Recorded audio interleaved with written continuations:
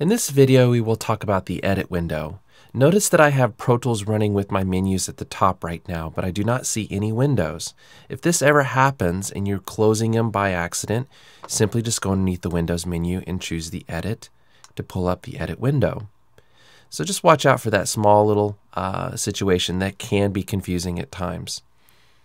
Now there are several different views within our edit window. If we go into other displays, we can see a universe, tracks list, and regions list, and MIDI editor. Let's talk about the universe.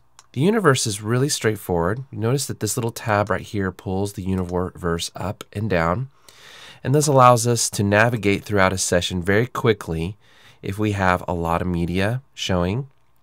So if you have large sessions and you need to get to a specific area very quickly, this is very useful. Notice that as you zoom in and zoom out, this particular block changes according to the session. So let's go ahead and hide that for now. The second is the tracks list. Again, you have a little side panel that you can pull off to the side here. And the tracks list gives us a lot of options. We can actually go in and click on this guy and choose to show all the tracks or hide all tracks. Notice that tracks are hidden but still can be heard during playback. You can also click on these little dots on the side here to show which tracks you want. I like to use the Option key to go in and hide or show all tracks very quickly. This becomes very useful. Not only that, but I can select tracks. Notice it turns into a little crosshair and I can select certain tracks or command click to deselect a track. And I can do the same thing in here by selecting the track and deselecting the track and so forth. So if I Option click on this, I can select all or Option click or deselect all. So this is very useful. There's sometimes when I want to command click to select a couple tracks and then go into the list and say show only selected tracks. So this could be very beneficial to just controlling what tracks you need shown. Maybe it's just your guitar tracks, maybe just your drum tracks or your vocal tracks, whatever that best fits your situation. So let's go ahead and Option click to show all these tracks now. Notice just below we have what's called the groups list. This allows us to create groups.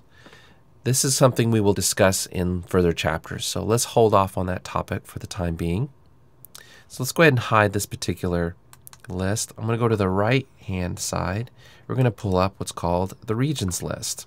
Again, you have this little side panel to open up.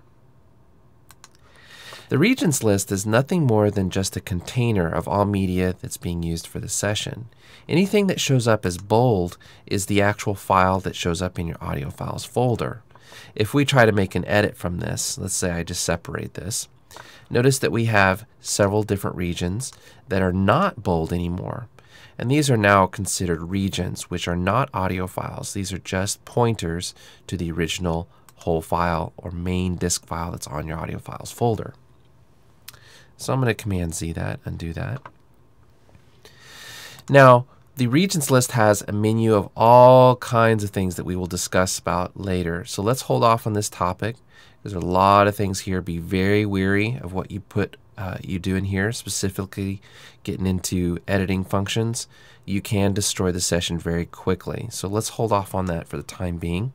We use the regions list for dragging elements out into what's called playlists. These are nothing more than just a list of events that you can line out in any way you want on the track. So get comfortable with all the different types of views within your edit window. Again, you can pull up your edit window from the window menu. You can pull up your universe, your tracks list, as well as your groups list that we will get into later, your tracks list, and then last but not least, remember this is called your playlist.